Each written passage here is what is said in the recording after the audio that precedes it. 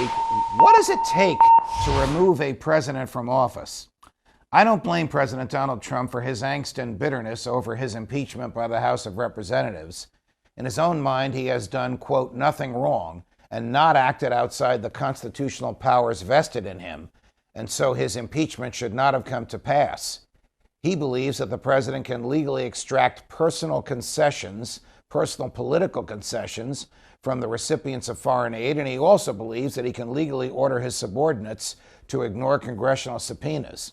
Hence his public denunciations of his Senate trial as a charade, a joke, and a hoax.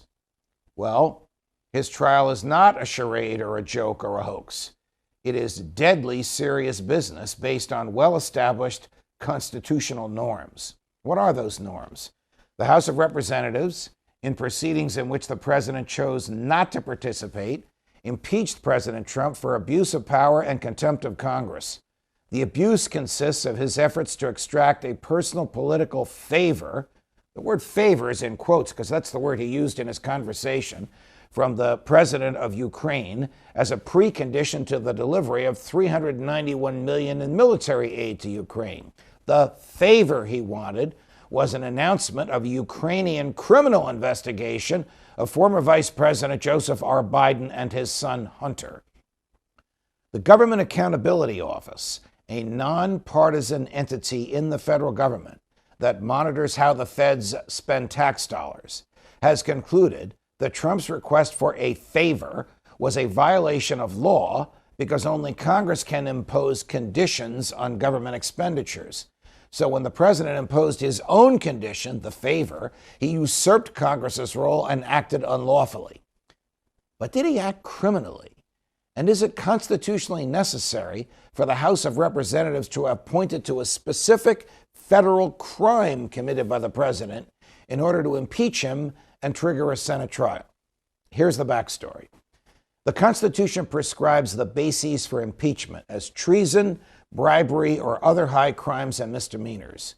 However, the use of the word crimes in the Constitution does not refer to violations of federal criminal statutes. It refers to behavior that is so destructive of the constitutional order that it is the moral equivalent of statutory crimes. For example, as others have suggested this week, if the president moved to Russia and ran the executive branch of the American federal government from there, or if the president announced that Roman Catholics were unfit for office and so he wouldn't appoint any, he would not have committed any crimes. Yet surely these acts would be impeachable because when done by the president, they are the moral equivalent of crimes and are so far removed from constitutional norms as to be impeachable. In Trump's case, though the House chose delicately not to accuse him of specific crimes, there is enough evidence here to do so. Think about it. Federal election laws prescribe as criminal the mere solicitation of help for a political campaign from a foreign national or foreign government. There's no dispute that Trump did this. In fact, the case for this is stronger now than when the House impeached him last year. Since then, more evidence, which Trump tried to suppress, has come to light. What is that evidence? Well, it consists of administration officials' emails from people that Trump appointed that were obtained by the media pursuant to the Freedom of Information Act. And those emails demonstrate conclusively that President Trump ordered a halt on the release of $391 million within minutes of his favor request, and he did so pursuant to the favor request, and the aid sat undistributed for 60 days until congressional pressure became too much for Trump to bear, and he released the aid. This implicates two other crimes. One is bribery. That's the refusal to perform a governmental obligation, distributing the money, until a thing of value is delivered, whether the thing of value, here the announcement of a Ukrainian investigation of the Bidens, arrives or not. The other is contempt of Congress. Well, if the request for the announcement of an investigation of the Bidens manifested nothing wrong, as Trump has claimed, why did he whisper it in secret rather than order it of his own Justice Department? When the House Select Committee on Intelligence sought the emails unearthed by the press and then sought testimony from their authors, Trump thumbed his nose at the House. Instead of complying with those House subpoenas or challenging them in court, Trump's subordinates followed his orders and threw them in a drawer. Earlier this week, his lawyers argued that those actions, throwing them in a drawer, were lawful and proper, and that it was the burden of the House of Representatives to seek the aid of the courts in enforcing House subpoenas. Wow, that puts the cart before the horse.